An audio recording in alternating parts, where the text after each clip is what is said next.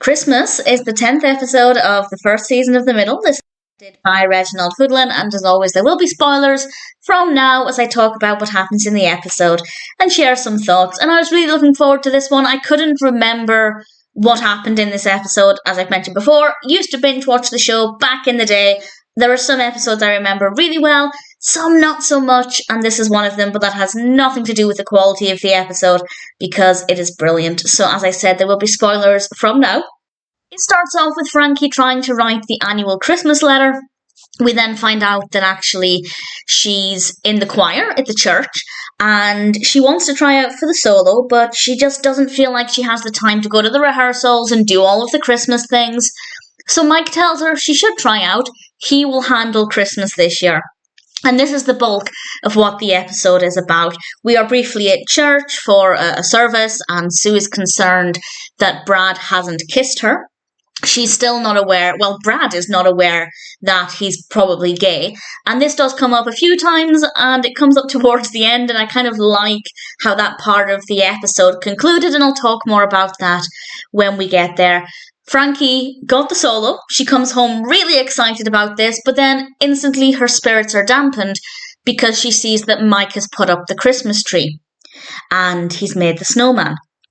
And she was happy for Mike to do Christmas, but she didn't really think about the fact that that would mean he would do a lot of the fun stuff either. And this does come up a few times. We also have a quote from Axel that I have to say was very funny because I wasn't expecting it. On the one hand, it's really blunt, but at the same time, it's perfectly innocent if you don't know why it's funny.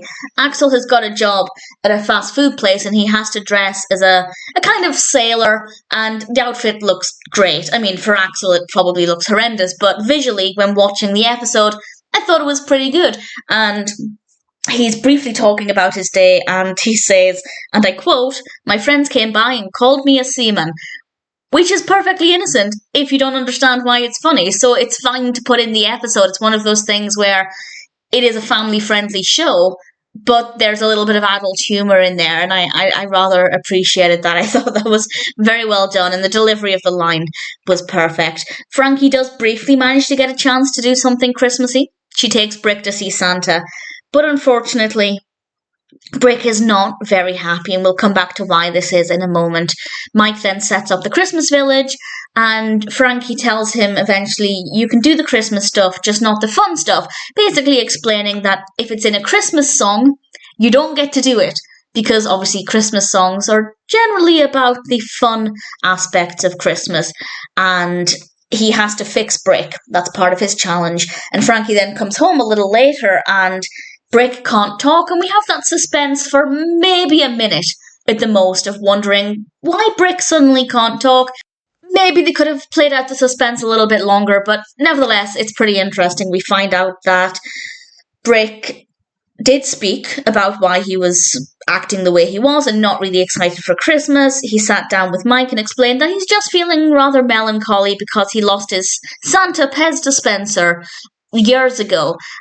And he started to think about how easy it was to have that 1 minute, and then it was gone the next, and then that made him feel the same emotions about his parents' mortality, about how one day they're no longer going to be there, and he just wasn't feeling really happy. And Mike kind of managed to make Brick feel a little bit better, but then he pushed it a little bit too far and told Brick that if he didn't stop whispering, there would be no presents from Santa.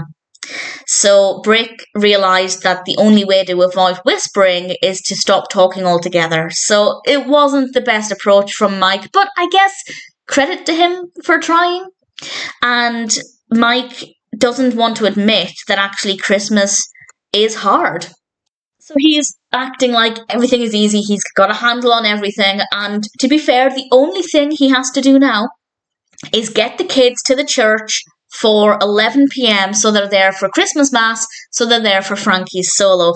And as soon as Frankie tells him, be there on time, we immediately cut to seeing Mike asleep in a chair. And we realise, honestly, I thought they were maybe a couple minutes late. I thought he would wake up at 11 on the dot and they'd get there in a panic.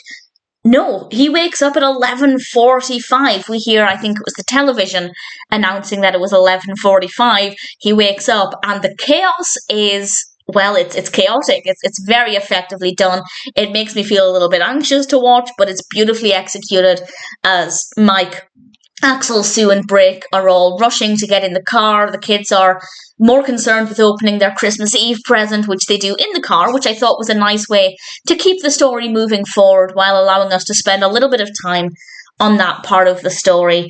And they arrive at the church in a rather beautifully executed scene as well. The whole thing was wonderfully done, where Frankie is singing her solo, but her facial expressions don't match the words that she's singing about, as she's rather annoyed at her family for getting there late. And after her solo, we cut back to being in the car.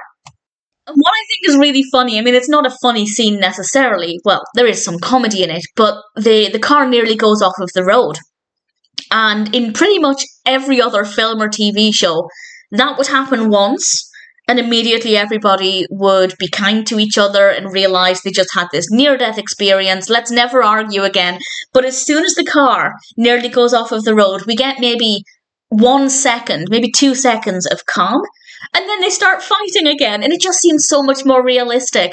And then the car nearly goes off the road again, and after that point, they start being nice to each other, and Mike admits that Christmas is hard, and it was a really moving scene. And then we end with Christmas morning. It's very festive, it's really nice to see, and then Sue was going to drop off Brad's Christmas present, and we think that she has just found out that he is gay. And there's a bit of suspense here, and I think it was very well executed. The pacing was great, but it turns out that Sue had seen Brad with another boy smoking. I'll be honest, I don't believe that of the character. I know that all kinds of people smoke, but I just feel like there's something about Brad who is obviously very concerned about his skin and his appearance, and also he's a performer, so he'll be concerned about the quality of his voice. I just feel like Brad smoking doesn't fit right. Maybe he just temporarily gave into peer pressure. Maybe he wants to spend time with this boy. He doesn't really know why that is, so he decides to smoke with him. I'm overthinking it, but just the point there is that I don't necessarily believe that of the character, but I do like the fact that we had a bit of suspense with Sue's anecdote, and they managed to save things by telling Sue that must be why Brad hasn't kissed her yet, because he didn't want her to find out that he had smoker's breath. And then we end with Frankie finishing the Christmas letter, and I think it's a delightful episode. I think it's very realistic to the chaos that a lot of people experience at Christmas. I think there's a great amount of comedy in here, but a few more moving moments as well, and in general, I can't fault it. As I said, I couldn't remember what happened in this episode. One of the great things about having a terrible memory is that I get to enjoy a lot of sitcoms again without remembering what happens. It takes me a good 3 or 4 watches of an episode to really commit it to memory, and that really works in my favour. And Christmas was a really great episode, an absolute delight, and whether or not I commit this to memory, I'm sure I'll enjoy watching this again at some point.